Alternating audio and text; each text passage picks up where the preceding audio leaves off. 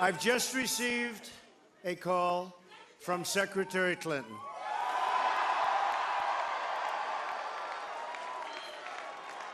She congratulated us, it's about us, on our victory. And I congratulated her and her family on a very, very hard-fought campaign. I mean, she fought very hard.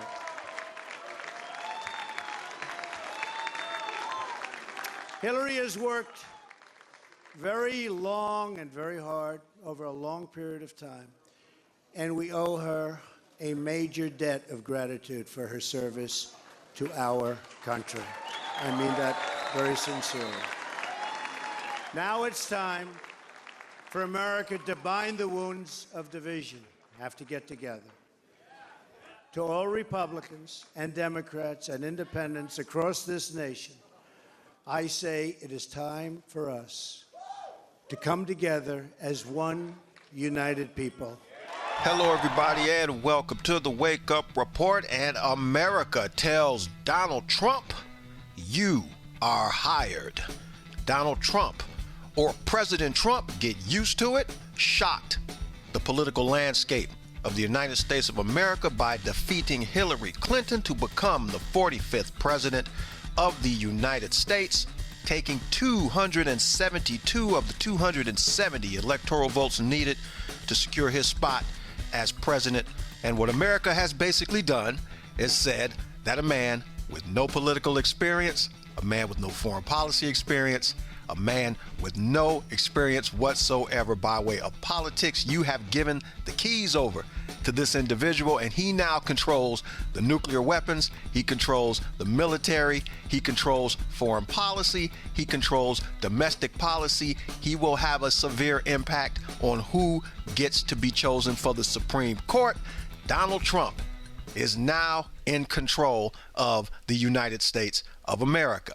And I cannot wait to see the looks on all of the politicians' faces when President Trump gives his very first State of the Union address. It's going to be like, what the did we just do? We have turned the country over to Donald Trump. Are you kidding me?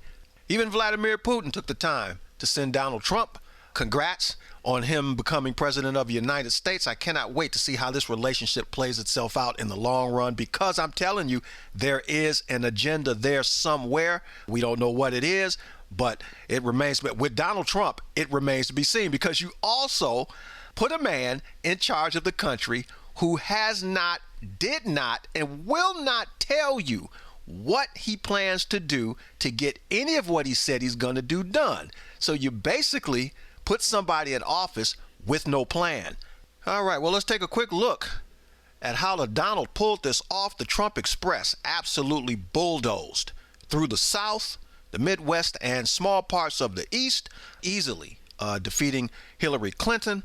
Senator Clinton just could not get enough steam going behind her, you know, in addition to just absolute, candidate apathy. President Trump victory meant that I guess most Americans were simply tired of what they felt as to be business as usual politics. They just wanted a new landscape. And boy, oh boy, did Donald Trump give the South a new landscape. As a matter of fact, I want you to take a look at the quick graphic right here, because basically this is what the South is now. There you have it. It has practically gone back to what it was like during slavery. So the South now has risen again. And while Donald Trump's core group of supporters, white males, overwhelmingly turned out in support of their candidate, what did you dumb Negroes get? You got a foul-mouthed aging rapper that got a bunch of blacks in an arena with Hillary Clinton calling each other niggas.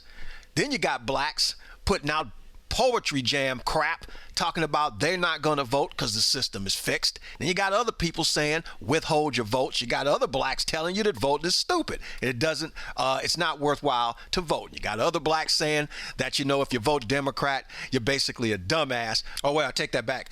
If you're not rich and you vote Democrat, you are a dumbass. So the person who gave you that advice, assuming that that person is not rich, that person outed themselves as a dumbass, and you had a dumbass giving you advice on politics.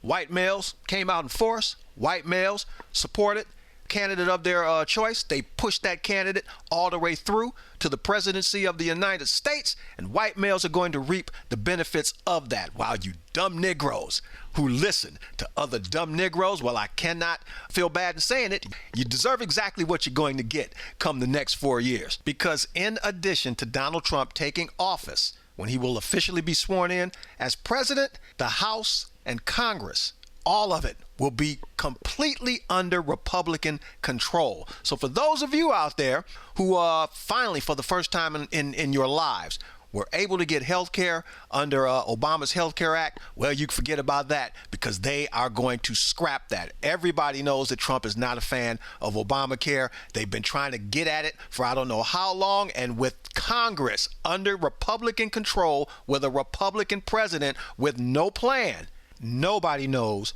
what to expect. But I tell you what you can expect too, you see, because people like David Duke now have a chance to run, because the South has risen again. If David Duke decides to run for office again with the overwhelming majority of sympathizers from the South on his side, assuming that they are on his side, then a Ku Klux Klansman will officially take hold in Congress, in the White House, or wherever it is he holds a position. And you dumb Negroes, what do your people do? They tell you voting is stupid. They tell you voting is fixed. They tell you you're a dumbass for voting Democrat. And they tell you, let's withhold our votes from Hillary Clinton.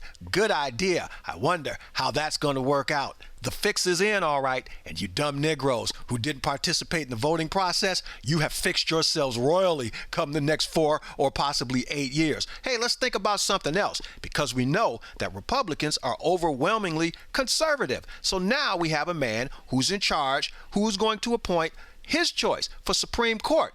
And let's see, all of you gays, lesbians, bisexuals, transgenders, whatever it is that you want to call yourselves, well, you could forget it too, because now that Republican conservative train is gonna come a-rolling, and it's gonna come a-rolling for your asses as well. Oh, and Mr. Nick Cannon, remember how you rapped on your poetry crap about how your cousin or whoever it is in jail because of Bill and Hillary Clinton, instead of your cousin being in jail because he's a criminal? Well, they're coming for him too, and a lot more dumb Negroes just like him. You see, because black men who like to get out, show their asses in public, meaning shooting and killing and murdering each other and doing all kinds of heinous crimes, well, now you have an unsympathetic president, you have an unsympathetic Congress, you have an unsympathetic everything. And what Mr. Cannon neglected to mention is, because you don't vote on the local level, because Nick Cannon says it's all fixed, well, you don't get to pick your district attorney. You don't get to pick any legal reforms whatsoever that could possibly have a sympathetic ear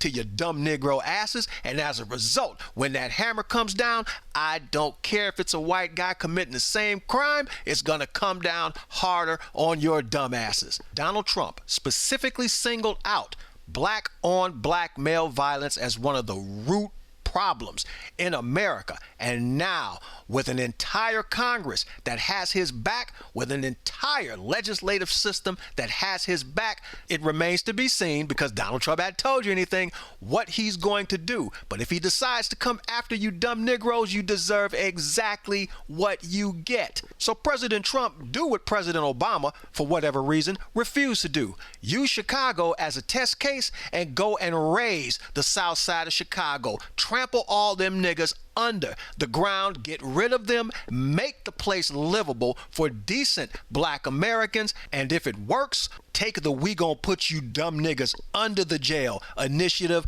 across the country, because you dumb niggas are going to get exactly what you deserve. Now, a President Trump victory does have its advantages, and it does have its pluses, because for the first time in probably the history of American politics, a complete outsider came in and totally turned the process upside down. So that means that Americans are not fixed into Republican, Democrat, us versus them. They're looking for the person with the next great idea that can benefit the country, that can benefit Americans, that can secure America. So that's not a bad thing. My whole thing with Donald Trump was that he simply did not have enough experience. Had Donald Trump been mayor of something or city council of something, had he had some type of political experience, hey, it would have all been good.